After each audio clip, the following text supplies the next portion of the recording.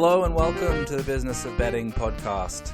Today I'm joined by James Willoughby. James, thank you very much for coming on.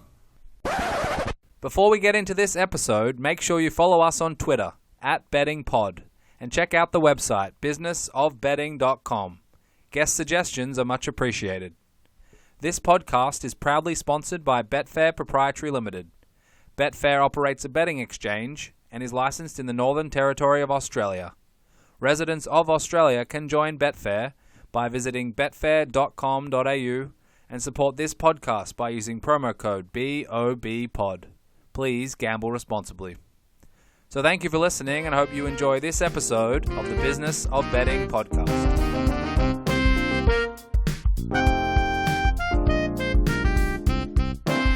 Today I'm joined by James Willoughby. James, thank you very much for coming on. It's a pleasure. So James, how would one describe you? You've done a fair bit and there's a lot to read and consume about you and your life in this space, but how do you describe yourself? Well, presently I am the handicapping data analyst for the British Horse Racing Authority. It's my job to basically model in a really formal mathematical way the way that horses are handicapped and to try to translate that to the human handicappers involved on the team in a way that they can understand, in a way that they can implement to improve the way that horses are handicapped, which I must say to begin with is very good to start with. But there's a mathematical paradigm you can bring to the human handicapping of horses.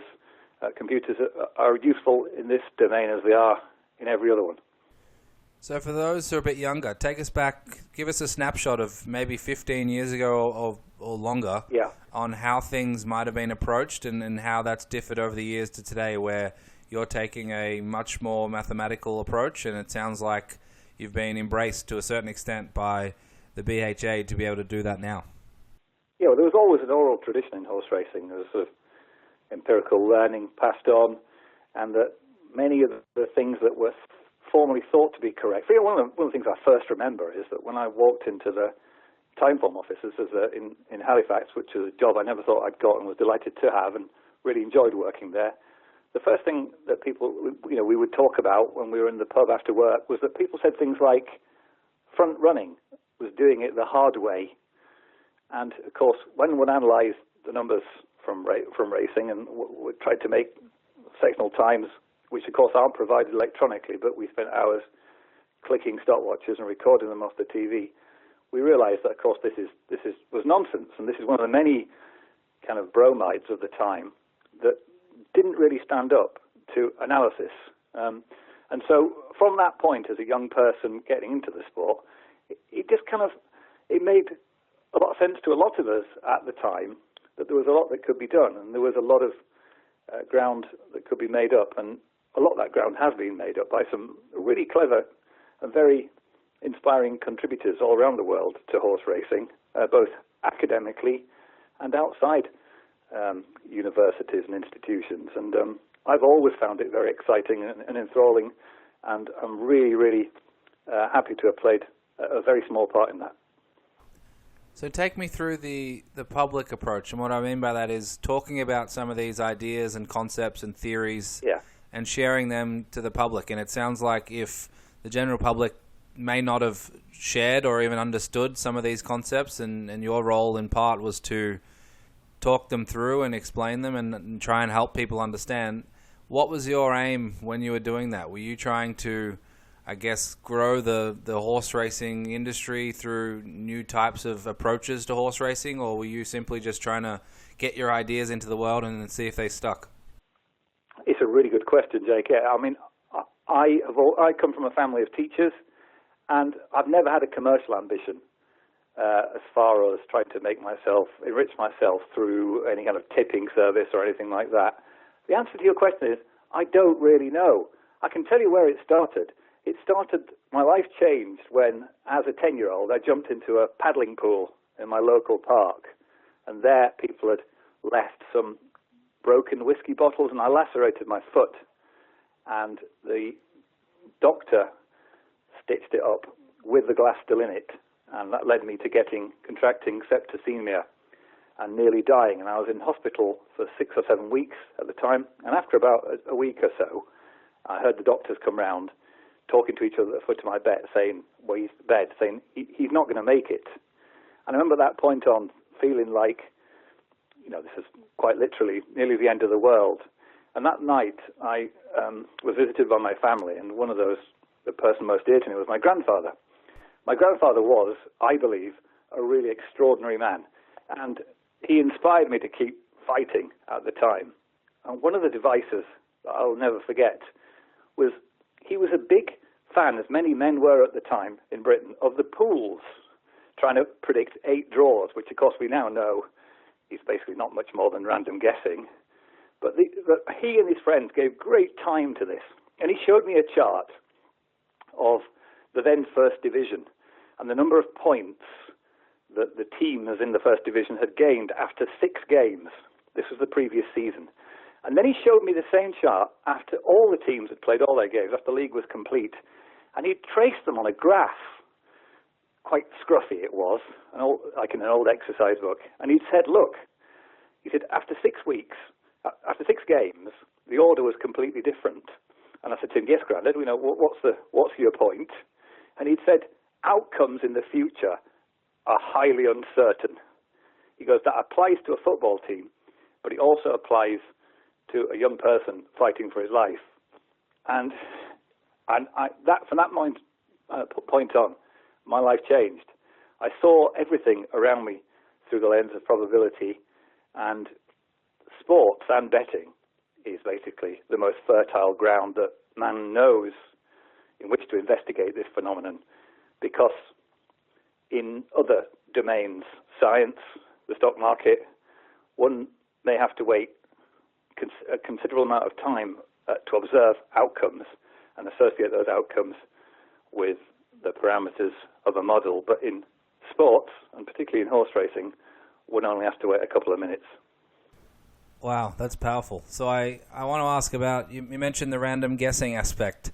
I've heard you talk about that, and I think one of the main reasons why, not one of the main reasons, but a component of betting is that illusion of control, and people that bet will tell you that they can probably predict the outcome better than they actually can. Certainly, if you took a survey of punters, that's what would happen. How do you go about trying to explain to people some of these concepts that they probably don't want to hear, they probably don't intuitively believe, and they're very, very difficult to grasp because it's not what you want to know? I've always been aware not to become a fun crusher as far as data is concerned. There's nothing worse than a data bully, somebody that just basically says to everything, oh, that's random.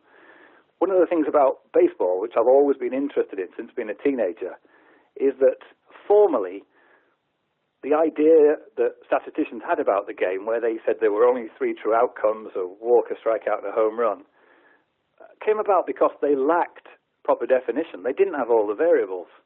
And it turned out later, when they had things like the tracking data, that they could understand other parts of the game more and more fully. And what were formerly thought to be random effects turned out not to be that. I always think of that type of skill, like with the hot hand discussion. I always think that skills may have the idea of a half-life, that one can control the universe for a very finite amount of time. So, for example, when you're shooting free throws, there may be a few seconds, maybe even a minute, when an athlete is zoned in and can achieve a sequence of outlying results. But soon, regression to the mean kicks in, the world changes, and the athlete becomes prone to the same forces that all the other athletes are, and that his numbers return to whatever his career numbers were. And I think it's the same in betting.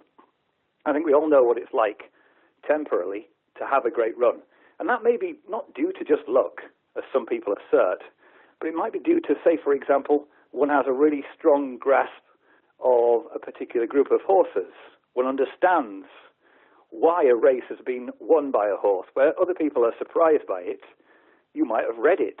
You might have anticipated that a race would be run at a slow pace, and therefore your understanding was better because, a priori, you were expecting the result. And so you were then able to see that a horse that you liked on the day and that people didn't like, why that horse may well have been, to some extent, flattered. So on another day, the people who didn't like it in the first place may have been, they might move on to liking the horse. You can understand why the horse won, and you're one step ahead.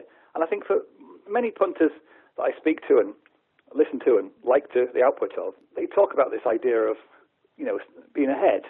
And I think the reason people keep saying things like that, or having an edge, or being ahead, is that it's a certain times you can definitely do that. But those times, just like the basketball shooter on the free throw line, those times don't last forever. And so I hesitate to call things random when I think maybe they're due to some temporal skill, temporal understanding, a special elevated sense of something or other that humans can possess. But we cannot hold on to that sort of thing for very long. Can we replicate that, though? Can we have multiple instances where we have that, let's call it control, or we have that aptitude in certain circumstances, do you think? Statisticians have always really struggled traditionally with cause and effect. Correlation is not causation.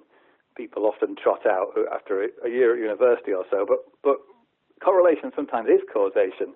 In other words, sometimes it is possible to have that control over a situation because you have an elevated understanding of it, and that for whatever reason, it's your specialism, it's your domain. And through thinking about something really hard, you can really gain an insight into it that others cannot.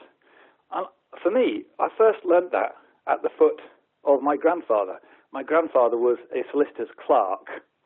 He had no formal mathematical training at all, but a bit like Bill James, the great baseball writer, he wanted to figure things out in sports that he enjoyed, particularly rugby league, as it was at the time, as it was his fondness to begin with, before he moved on to horse racing and football and that sort of thing. And so what he would do is spend time thinking to himself about how those games could be understood through statistics, even though he didn't have any training at all, and he didn't have any data even. And what he used to do was, with his daily paper, say in horse racing, he would look back at once he got the results on a given day, he'd look back at the paper that he'd saved from the previous day, and he'd collect the number of horses in all the racers who had won last time out, say, for example, or were second last time out, and he'd work out what statisticians might call Bayes factors, which is he'd work out the significance, the proportionality of horses who had won a race, who had won last time out, and what their strike rate was. And he built up like that a kind of model of horse racing with, as I say, with no training and no data to begin with either. And so I distinctly remember him looking at a race and producing probabilities of success. And then from that point on, teaching me about the odds were basically the ratio of a favoured outcome compared to an unfavoured outcome.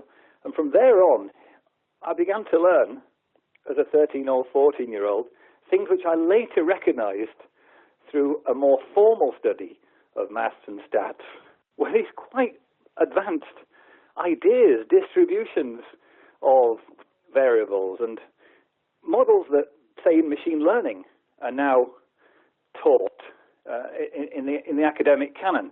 A good example is that he and his friends were keen on the rugby league coupon, as was. This was the big thing. This was an early form of handicapping, and he would meet his friends down the local bowls club, and they'd compare their handicaps for the forthcoming set of fixtures, and they would produce a sort of empirical mean of their handicaps for each game, and they would then compare that with the bookmakers, and they would discuss. And then after the games, they updated their ratings of these teams in the same way that, say, for example, models like the ELO numbers do, in that before the game, they'd have an idea of their expectation for the playing strengths of the teams. They'd then intuitively understand that games were subject to randomness, and that a result between two football teams, say, for example, could not ever define the difference in playing strength, but was a piece of evidence that one could use to update your prior understanding of the situation.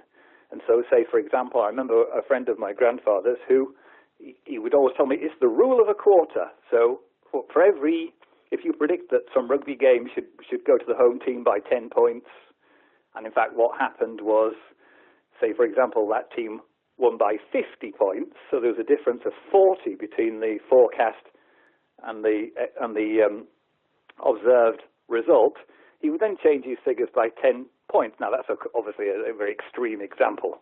He would update the difference between his forecast and the realized outcome by a quarter of the difference. Now, of course, that in formal machine learning is known as the learning rate, over which we, or in the lingo of LO, that is the K-factor.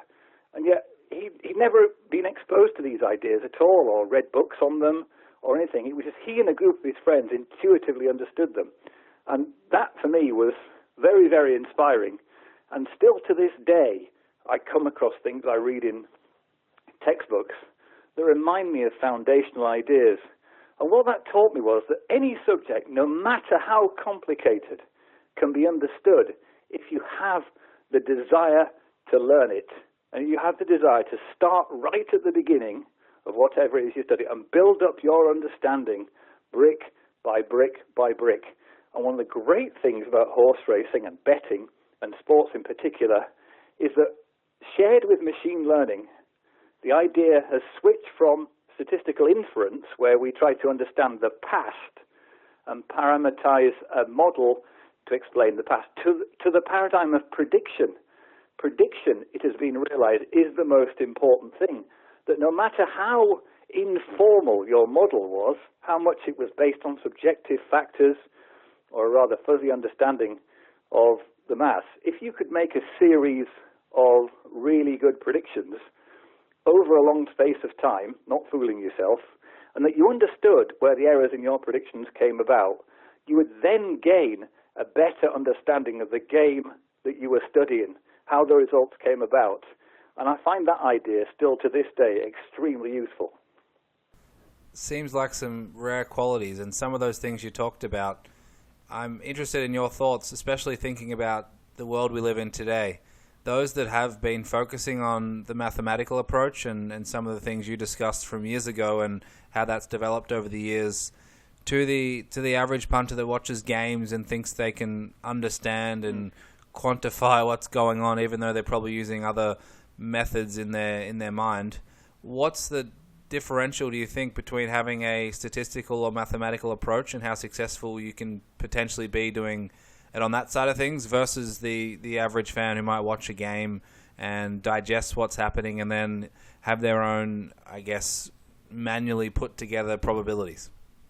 Well, I think it depends how your brain works. I don't insist that everybody looks at things quantitatively, because I think some of the most interesting people in this world are intuitive learners who can't necessarily tell you where their view about something came about and from what sort of concept it was derived, but have this sort of fortunate habit of always or often being right about something, or having an ability to boil down a complex situation. Perhaps they're great visual learners, or maybe they've got a great recognition of similar patterns that they've observed before that they can't necessarily formalize. In fact, they might not be able to own themselves, but they can do it. And they are, I think, the most interesting people. I think traditionally people who are sort of obsessed or stuck in just numbers maybe aren't the most interesting people to listen to overall. But it's the way that you relate, whatever it is, whatever the way is that you understand the world, the way you can relate that to other people makes you a really interesting person to listen to. I think in horse racing, as someone that digests a lot of stuff around the world, I find maybe I would rank Australia 1, America 2, and maybe us here in England and Ireland, Britain and Ireland, quite a distant third in actually being able to talk interestingly and explain racing. And I think this is one of the things we're always obsessed with in horse racing. It's how do we make the sport more popular?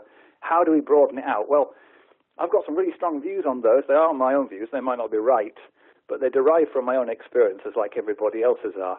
And mine come from talking to people who have no background or prior interest in horse racing, who dismiss it as something that belongs to the insider and that it's forever the preserve of those who actually know before the race what's going to win. And I gave a talk quite a few years ago now to a group of people called the University of the Third Age, who are kind of retired folk who want to understand something better because they're highly intelligent and accomplished individuals. It took me a very, very short space of time to totally transform their outlook on horse racing. And that's not because I'm a great teacher, far from it. I struggle in that regard quite a lot. But it's because that there's no way in for a lot of people into horse racing. For example, there's no free API for data. There's no real domain sort of teacher available to somebody who goes along to the races. They end up listening to probably some loudmouth who gives them all sorts of wrong ideas about what a horse racing is and how interesting predicting anything is. And I think that there's a gap between the modern mind, the modern taste. People nowadays are highly sophisticated compared to, say, 20 or 30 years ago, not because human beings have changed massively, but the experience of human beings has. People have had to tackle computers in their home and get the best out of technology, and that has advanced their ability to learn things that are related to a more sophisticated outlook on the world. And kids in particular, as a father of two, are now miles in advance of where I was. My learning and understanding of science and statistics depended on my local librarian, who happened to be a very kindly chap. But if I asked him for a book on statistics or mathematics, I'd have to wait sometimes 3 weeks before either one became available or he ordered one for me, and often those books were too complicated for me in the first place. Now, the availability of learning is awesome, but the problem is that people in horse racing here don't really understand how little that they actually know about the science of statistics. It's not their fault. As I say, these are some very, very highly accomplished individuals, including some very successful punters. But I think that there's no tradition of passing that on to the neophyte. There's no way of making the sport more interesting, apart from saying things like horses are magnificent creatures, or the betting ring is extremely vibrant, or things which are true for a lot of people, but are not true for a lot more people who lack the same attachment to those things in particular. Maybe they've not grown up with horses, or maybe they find people who talk about betting to be outside their normal experience. But horse racing offers, and sport offers to people, an immense insight into the science, no less than the scientific method itself. And it's a tremendous playground for learning about ideas, and then subsequently for branching out to other disciplines. And so I think all that's a bit of a shame. I don't know how to make it different myself. I only hope that it does so, because I think horse racing misses out on a great opportunity in connecting with fans who would otherwise maybe drift to things like football, where the expected goals model has taken hold in really quick time, to the point where it's on Match of the Day, our iconic Saturday evening football program. They show for every game expected goals. People don't find that difficult to understand. They don't difficult. If you say to them, sometimes people say, well, how do they calculate expected goals? And if you say to them, it just assumes the league average scoring rate given the position on the pitch and a few other things about the shots. It's basically a way of us understanding that goals are a random draw from shots, and that shots are more numerous and therefore more predictable and more stable, and eventually goals fall into line with shots if you wait long enough. And so the true signal of team strength is from expected goals. Now that basic idea is miles beyond what is used in horse racing, yet it's very easy to come up with a very similar idea. Wins above expectation, for example, is a metric that I use. It hasn't taken on, probably never will take on, but wins above expectation is exactly the same as expected goals, in that a jockey who rides 100 even money shots should ride 50 winners, and so we shouldn't get carried away with the jockey who rides 50, 51, 52 or 53 winners from that sample. He's only doing what the horse's form and the quality of its trainer, etc., and its breeding suggested that it would do, and that when we can observe jockeys who have achieved a statistically significant departure, especially to the positive, from the expected number of winners that they should have, we've learned something really interesting about that jockey. And then we can go to the film and we can say, what systematically is this jockey doing? Because we know that he or she can't be achieving what he or she has been doing just at random. So are they going the shortest way round? Are they particularly patient? Is there something else about the way they approach horse racing that's different and from which we can learn? And all those things seem to me to be 1,000 miles away from where we presently are in horse racing, simple though they really are. And there are things which empowered people to understand stuff like basketball and hockey in America and baseball a lot better. And they fired the imagination of a whole generation of new fans. And I just pray that one day we actually do get to that point. It's a really interesting discussion, and I talk to a lot of people about it and think about it and how it relates to the current day and age of sports betting or the current day and age of horse racing. And I get the sense when I was growing up, it was Sunline and Northerly and Lonhro and these horses, and the discussion wasn't necessarily mathematical or statistical often. It was about the passion and the euphoria of watching those horses and those horses running and the superstar nature of a lot of them and the big clashes, and it was more tweaking at the heartstrings. And I think the challenge now in a lot of these sports and a lot of these racing jurisdictions is how do we go from that day and age to now where, in horse racing anyway, it seems like a lot of the horses, all they want to do is win a Caulfield Guineas and go to the breeding barn or, a lot of the time I was with a friend and we were watching a horse racing coverage, and this friend had never really watched horse racing and was sort of saying, why are they showing random horses walking around in a circle 15 minutes before the race starts? What use is that? And I thought, well, actually, I don't know. I think people want to see the horses in the parade ring beforehand, but it's not useful for me, certainly. I'm not sure anyone else that knows much about what to look for, but they often do show it, and maybe it's entertaining. But one of the major challenges, which you touched on, that strikes me is talking in the old days about, Lonhro winning the Australia Cup is very easy and entertaining. Today, talking about, speed above the benchmark or how many lengths above average this horse went, and even, a recent example, I'm sure you saw the Autumn Sun run last weekend. So, someone I certainly respect in horse racing said, look, he didn't exert too much energy. He was kind of in a good spot. The leaders went pretty hard. Not saying the leaders didn't do a good job either, but the Autumn Sun's run was pretty good, but not, world class necessarily. It just looked damn good. And others who are, coming from a more intuitive perspective would say that's as good a run as you'll ever see. It's not that sexy or exciting to talk about, position in running, how many, lengths based on the average of the Autumn Sun's previous starts and that type of three-year-old Group 1 race. Having those discussions from a more mathematical, statistical perspective, and then predicting forward, saying the Autumn Sun is going to be a top tier but not a world-class 3-year-old, doesn't necessarily strike at the passionate heartstrings of a lot of the punters out there. It's a very good point, but the heart can feed the mind, and vice versa as well. The two approaches, the two ways to enjoy horse racing, are complementary, in my view.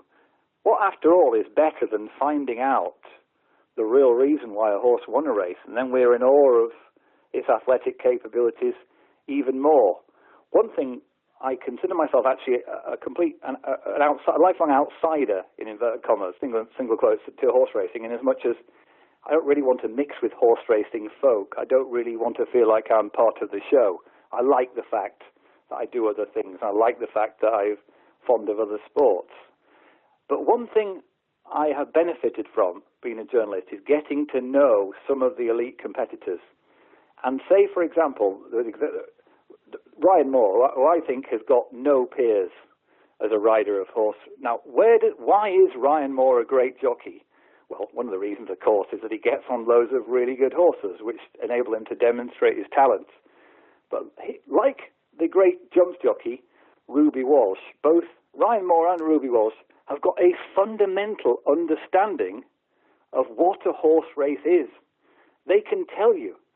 They never get asked in public, but they can tell you. Ruby Walsh, for example, the National Hunt rider, he wrote in his book a passage about how, as a young rider, he would count to 14 to make sure he was going at even pace. Now, of course, that seemed too slow for flat racing, but bear in mind he was running on the back, he was riding jumpers in the mud.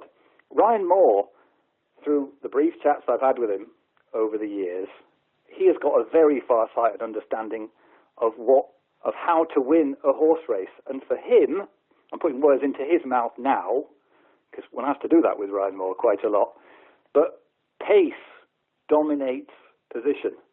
Racing doesn't have a formal fundamental law, but if it did, that would be it. For all that matters really is that a horse runs as close to its natural ability as it's able to do.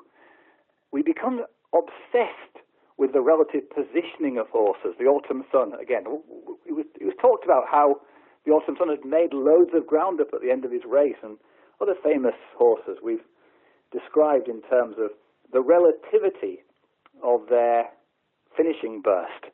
But of course that doesn't matter at all in nature. A horse is not affected in the slightest by what the other horses are doing. What matters to that horse is the deviations the jockey or other factors enforce on it away from even pace.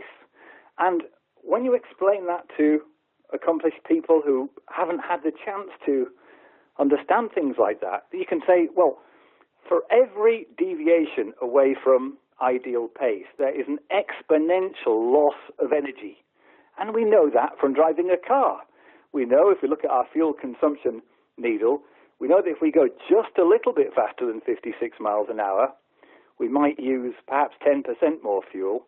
But if we go at 66 miles an hour, we use 30% more fuel. If we go at 86 miles an hour, we use 50 to 60% more fuel. In other words, there's an exponential loss of fuel, which a proxy for that is the horse's sort of energy reserves or its power.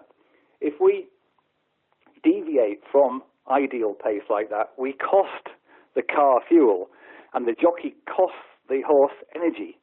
So when we watch in a race, we've got to try to train our minds to stop watching the relativity of positions and start trying to understand the important physical constraints of a race, which is that the pace changes. Sometimes a jockey can't run at even pace. Sometimes he gets chopped back at the start and he's left at the back of the field, and then maybe he's beholden to a jockey at the front going off too fast. Then we've got the idea of saving ground on the bends. That's another thing that can be understood through physics. We can measure the difference in arc length for horses who are travelling a number of lengths out from the rail. And so say, for example, let's take the example of the Kentucky Derby. The pass distance of a horse on the first bend of the Kentucky Derby is many, many times more important than losing ground on the final bend of the Kentucky Derby. And the reason for that, of course, is that ground loss isn't the important thing, it's energy loss, which is the important thing. And a horse that travels the same, a longer distance in the same time is running at a higher speed. And once again, we know that higher speeds lead to an exponential loss of energy. So we can then start to watch the Kentucky Derby in a much more intelligent way than we ever thought we could do just using our eyes. There is no way that a human could watch. There's only one running of it per year for one thing. But even if a human watched 20 renewals of the Kentucky Derby, I would defy even the most expert analyst to say to me after that, oh, it's massively important where you are on the first turn, but it doesn't really matter where you are on the second turn so much. And that sort of thing, derivable from classical mechanics in physics, are things which can empower people's qualitative views on horse racing and make them enjoy the sport a lot more better, because it's more satisfying intellectually to feel like you have a grasp of what you're watching. No, I agree with you. Certainly along that line, definitely. I just want to ask, in the practical reality of the world, how do you couple that with people that have differing views or people that make decisions based on, different approaches? And it might be that, I hear trainers say all the time, well, I want to get this horse to settle, so I'm going to take it back, to last, or I just want this horse to be third defense and relax and then be pulled out for one last run. And some of these things that seem to go not necessarily diametrically opposed to what you're talking about, but some of these things aren't aligned with some of the discussions we've been having. How do you couple them in real life? Right. Well, because you and I are actually having this conversation, we can then explore between us. We can explore. We said it was like a fundamental law. Well, all fundamental laws in every subject, we then build on them with exceptions to understand exactly how the world works outside of the laboratory. And so, those things you said are hugely important, and those can be articulated by skillful riders and by really talented trainers. They can say, that's all very well, but at Flemington, or horses lose concentration, or the better ground is away from the inside rail, so ground loss, can be discounted on a given day, and all those things which experts are always worth listening to about. And that's why the statistician should always remain incredibly humble at heart, because a good statistician knows that when you measure the difference between your predictions and the observed outcomes, there is a lot of residual variance. In other words, there's a lot that the model cannot explain. And in that area of things which are inexplicable to the model, either because the model doesn't have enough variables or the model doesn't understand how those variables should interact, are the worthy views of experts in the field, people who can say, well, this is why it happens, or this is why your model is wrong. And that's the way that science in particular has progressed. Science is not a computational discipline, it's a consensual discipline. People raise ideas, those ideas are interrogated by their peers, and as a result, hopefully, science moves on. And the same process works for understanding horse racing. And that's why it remains as interesting now to me, somebody who has spent multiple hours a day since I was in my early 20s, so nearly 30 years studying nothing more than a horse race. That's why it remains something that I feel that even at this point, I've only got a very basic grasp of. Yeah, and I even from when I started following it, and you would get the newspaper out and you would look, okay, if this horse is first up, you'd look at its first up statistics, or if this horse is on a wet track, all you would do is look at wet track statistics, and that's what they would talk about certainly on television, and even now to a certain extent, they'll talk about some statistics, and you think, well, I don't think this is that relevant based on accumulated knowledge of the sport, but, I guess that's what they got to talk about, or that's what sticks with the viewer or the listener or whatever it might be. I'm curious, in your experience and from your perspective, have there been some ideas and concepts that you really believe in that have had the most trouble getting traction, or there's been a lot more pushback than others that you can remember? Yes, definitely, without a doubt. One thing stands head and shoulders above everything else in Britain, which is split times or sectional times. The views of many experts within the sport has always been that the tracks are too heterogeneous for this to be like something that we can rely on, and that hills and bends and variances in ground make the expenditure on a sectional timing system not really worth it, and more liable to throw up things which are confusing. But of course, that demonstrates, it's worthy testimony, of course it is, but it demonstrates a lack of understanding of the way that problems are solved. People might tell me things like that whilst holding a mobile phone. And if they had any grasp of of information theory and the advances that mankind has put into developing mobile phones over the years, they'd realize that if we could get to the moon in 1969 using far less computing power than is encased within that said mobile phone, I think we can certainly understand that horses running uphill go slower than horses running downhill, and we can model that process. But of course, the problem is that we're stuck forever in this endless sort of cycle of the fact that if we don't admit more sophisticated technology, we can never rely on more sophisticated ideals. And we're forever left to discuss horse racing in public here in this very basic way, and we're left to over the years to make our breakthroughs from reading the Jim Quinn books or the Andy Beyer books or all the vast material that's Bill Benter's insights into gambling. We're left to other countries to develop those more sophisticated ideas that we piggyback off. Let's talk price. Unlike bookies and totes, the Betfair exchange is a low-margin, buy-sell, fixed-odds marketplace where the value stays with the punter, not the house. Ready for the game within the game? Join betfair.com.au. Gamble responsibly. So I want to ask you about a couple of cognitive topics that come to mind, and there are a lot, and I think that's one of the questions I want to ask. There's so many different thoughts and theories and cognitive concepts now, and everyone seems to have read, Taleb and Fooled by Randomness or Anti-Fragile, and they'll think about how that might apply, or they've read, Kahneman and these types of things and translate them where relevant to betting and horse racing and sports. How do you go about dissecting between some of those? And what I mean by that is, if you win 7 of your last 10 bets, someone will scream small sample size. And if you've been winning for the last 25 years, someone will scream, well, survivorship bias. And, you continue on through this process through many different arcs and going through, small samples versus long samples versus variance and randomness and all this stuff. How do you go about pulling apart what's more important, less important? Is there an easy way to do that, or is it just a process over the years? I would say that it depends on your ambitions from betting on horses. Is your ambition principally to have fun and to aim for profit at the same time?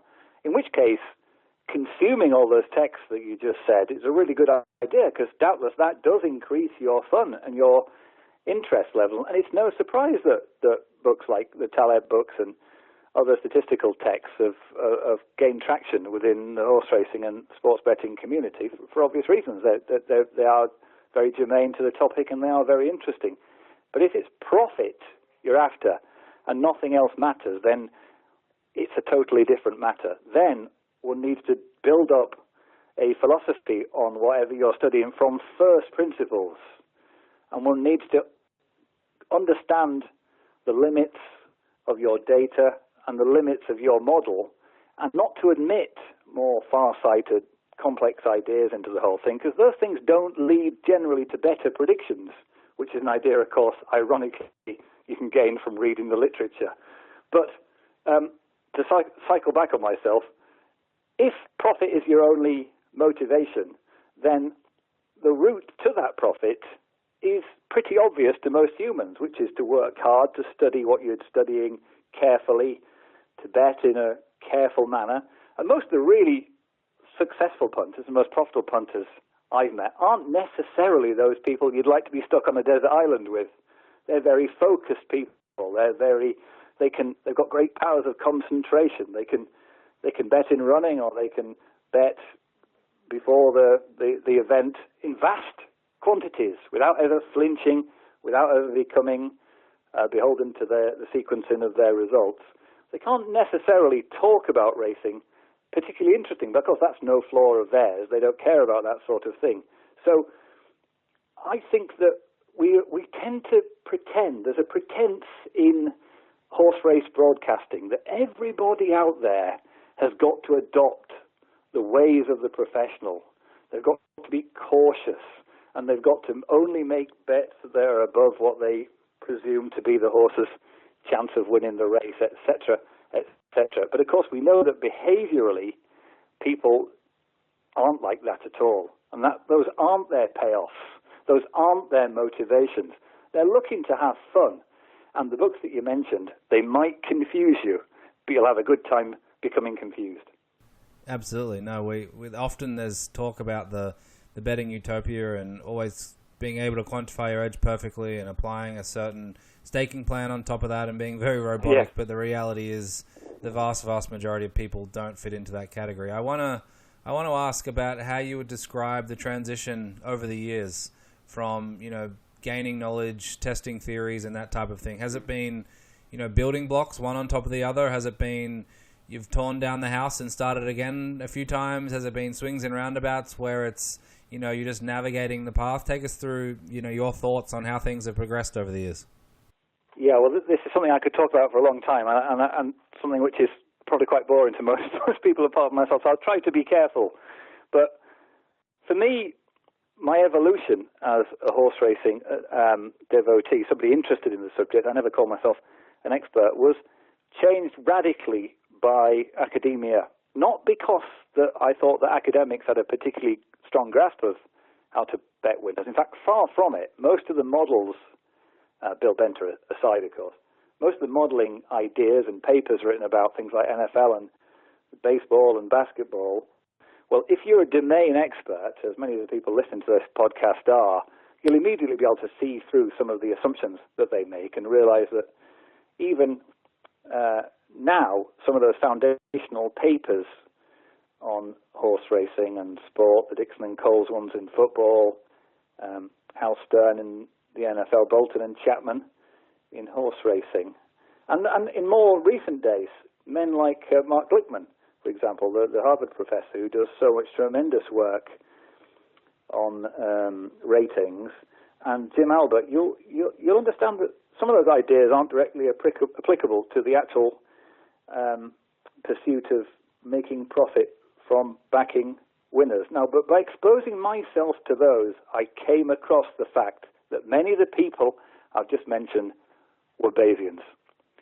And the moment I realized that, as someone who had been taught statistics through the most common frequentist paradigm of basically introduced by English statisticians at the turn of the 20th century, I began to realize that Bayesian inference and Bayesian statistics offered me not just a way of trying to back more winners, but it changed my entire philosophy on science and on life itself, really, and that led me to spending a vast amount of time educating myself, which is still a process which will go on forever and is part of what makes me and what makes me tick. The fact that knowledge is out there for all of us now in a way that it's never been before.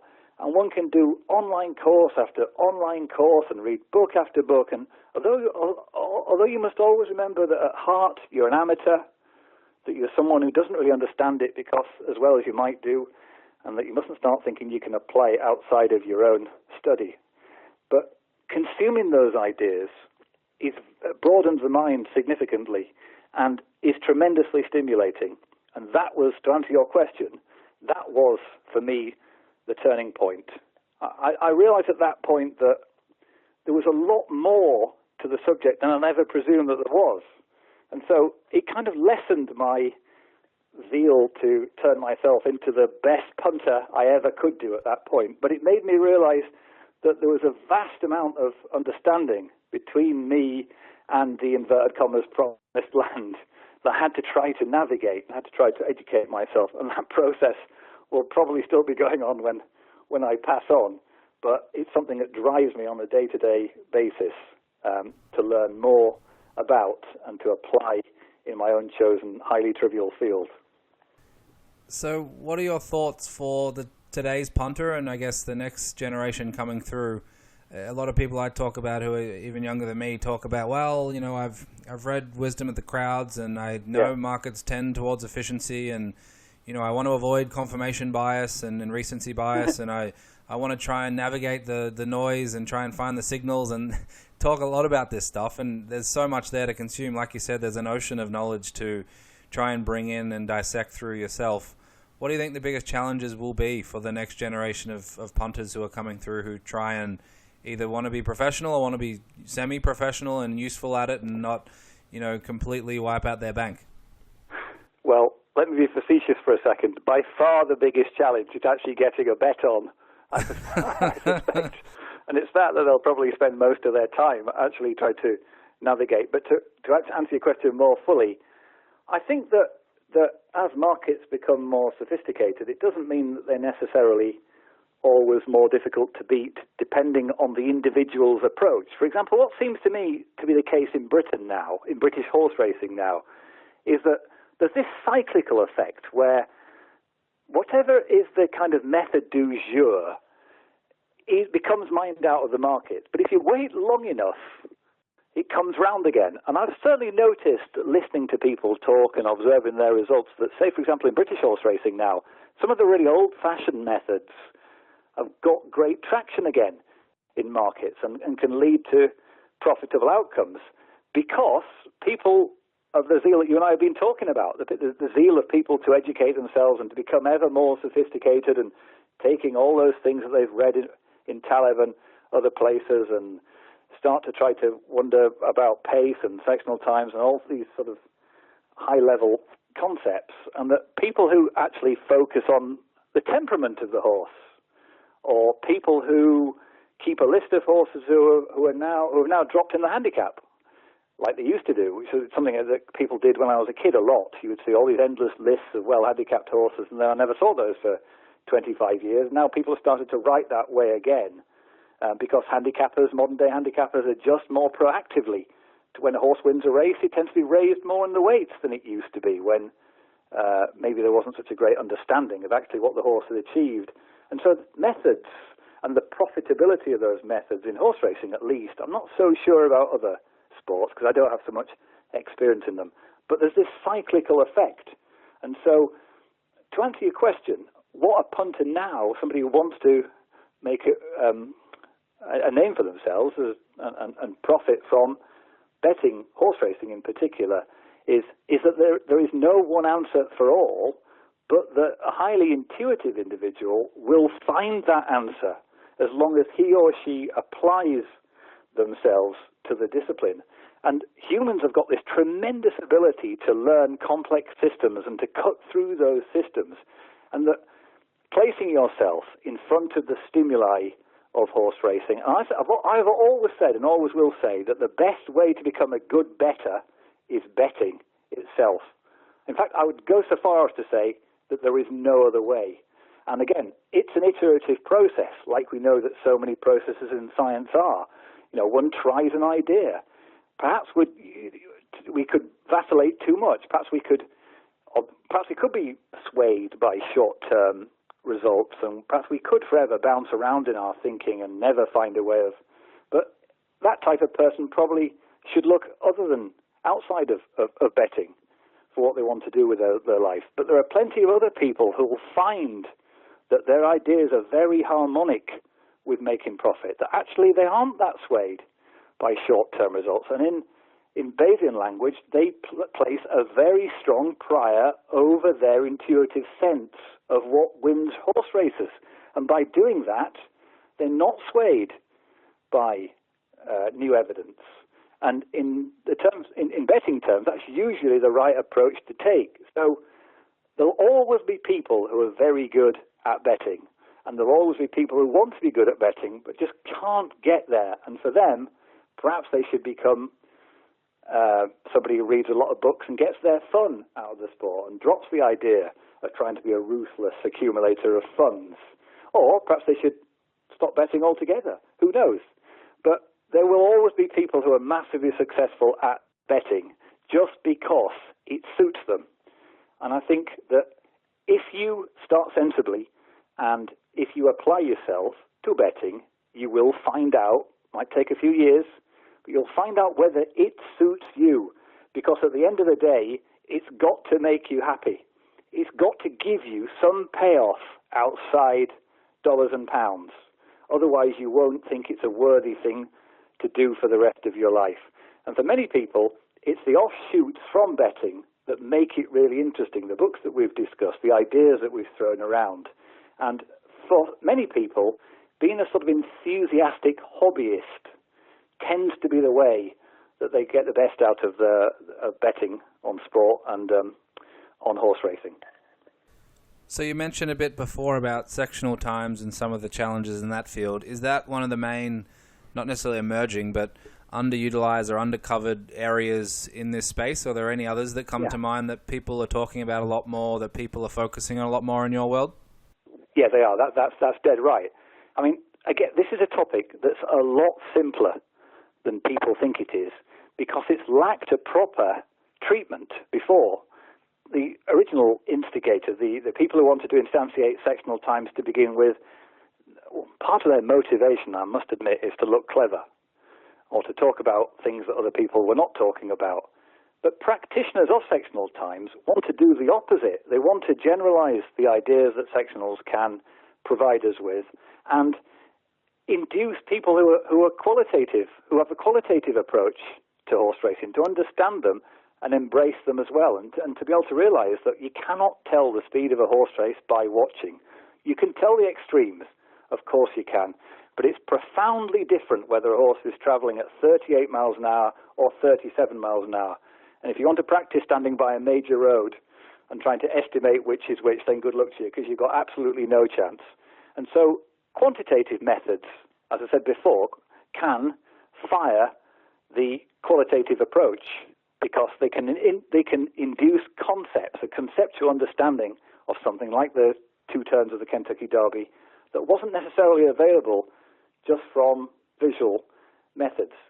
And in the case of sectionals, what's a really easy way to understand sectionals, which of course was pioneered first in Australia, no surprise there, and has spread to other disciplines. And in this country, one has got to give an awful lot of credit to Simon Rowlands, who writes a lot of good stuff about sectionals, is that if you very simply compare the speed of the race, which is speed is distance over time, so we can all do that computation, a mile, we've got the race time, we've got all the data we need to calculate the average speed of a race just with a pocket calculator. And then one is provided with the split time for the winning horse over the last 2 furlongs. Well, one can perform the same calculation there. We know that the sectional distance is 2 furlongs, we know the sectional time, so we can calculate the sectional speed. And back to the fundamental law of pace, of racing that I mentioned earlier on, if those 2 speeds match up, assuming the track is flat, of course, but on a flat track, if those 2 speeds match up, we can make an inference from that very simple comparative data that the horse has run the rest of its race efficiently. And therefore, in those instances, when the split time of a race matches, the sectional speed of a race matches the average speed of the entire race, we can then make the very important inference that the final time of the race is close to the horse's optimal final time. So while it's widely understood that pace greatly affects the race times that horses run, and the old chestnut about, good horses, so bad horses can't run good times, but good horses can run bad times. Well, the way to cut through that and to make that completely irrelevant is to understand that when you know the sectional time of a race, and specifically the finishing time, one can differentiate between races which haven't enabled horses to run their maximal time and those that have. And this can lead us then, this kind of Rosetta Stone idea of translating race times through some idea that enables us to really understand, to get a better model of the horse's actual ability.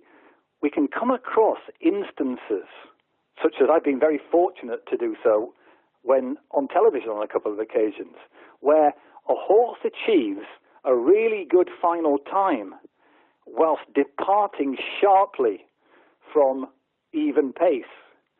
And when that happens, well, Andy Beyer would call that rarer than an ivory-billed woodpecker, but when that happens, one can infer that you've seen something very special. And I was at Newmarket one day when a horse called Kingman did that in a maiden race. And I went up to the horse's connections, who were trainer John Gosden and representatives of Khalid Abdullah, and I said to them, your horse has just done something extremely spectacular there, and explained to them as best I could why I felt that was the case, and said obviously there were 5 horses who I'd come across that had done that, and had all ended up winning black type, and 3 of them had been multiple Group 1 winners. And the next thing I read was that people who, with ideas about that horse, were attending the theatre of the absurd. It's a phrase that many people over here will be familiar with, and that one couldn't possibly make inferences like that just as an outsider without having observed the horse's homework, etc., etc., etc. And it's that capacity which, to this day, fires racing fans and punters all around the world to believing that the study of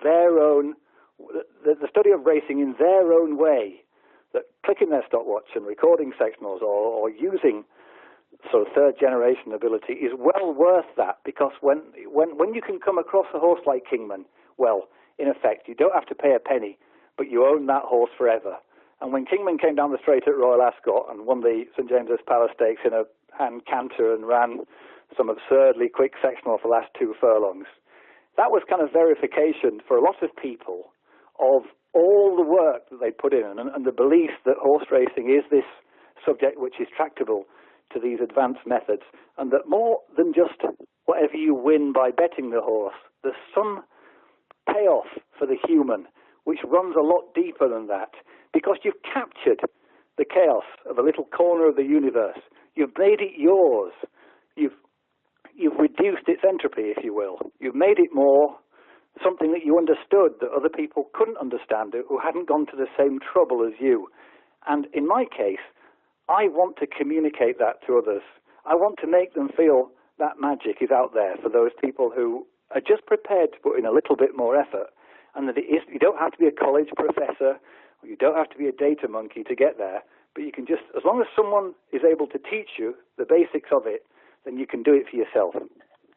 That's an amazing story. I thought you were going to say you were going to put an offer in for that horse, and probably looking back might have been a good idea. But you're right.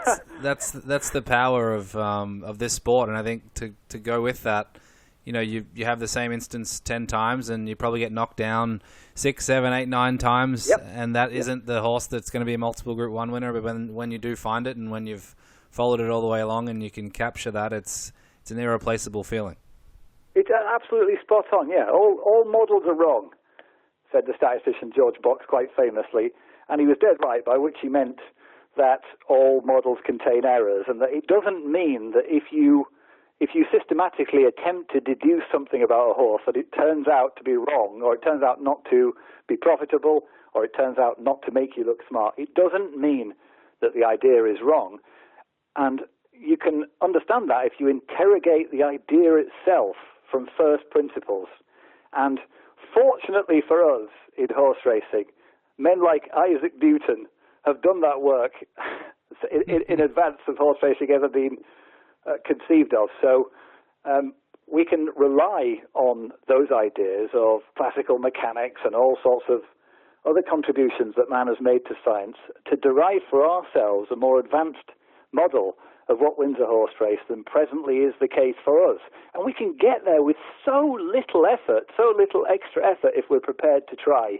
And for me, that's why I say to people that in betting on horse racing, in analysing horse racing, or in sport in general, we are playing the greatest game on earth. Absolutely, and it often comes up in many strange places when you can apply some horse racing things in different walks of life. I remember watching the Steve Prefontaine, I think it's a movie, not necessarily a documentary, but when he went to the Olympics and just the way the race was run at the Olympics, I think it might have been the 5K or whatever it was. Oh, yeah. He just couldn't possibly win. I think it was Bill Bauman was his coach, who just said, look, the way that was run and the way your style of running is and the grit and determination you have in your running capability versus the other guy, I think he was Eastern European guy who ended up winning, you just literally had zero chance of winning in that instance. And I think it's a crossover to a different sport, but it does cross over into many different walks of life and some of the principles and strange concepts you see, whether it's, you're sitting on the bus in Manhattan wondering why you're not moving and how some of it can overlap and relate to different things you're talking about. Well, I think that in this world there are many things to worry about in our own lives and in the politics and in all sorts of domains that trouble us. And one of the great things about horse racing and sports betting is that it occupies our minds.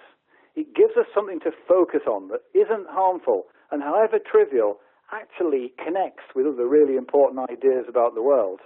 And I think that as I've got older, I've appreciated that more and more and more, because as you get older, life does become more difficult in the terms of you take on families and kids and mortgages and all those things. And it's nice to be able to walk your dog and puzzle over the running of some race several thousand miles away, as I find myself doing often. And I think that love of the horse as a creature and all the other things that horse racing can offer are incredibly worthy. And I would never say that any person's level of interest in horse racing is not sophisticated enough, or that they need to read more books or do more study. But for me, the joy of horse racing lies in those things themselves. It lies in learning more about the world around us, and that horse racing is this kind of harmless way of modelling uncertainty, and a harmless way of sort of trying out new ideas in a predictive framework that actually are quite profound.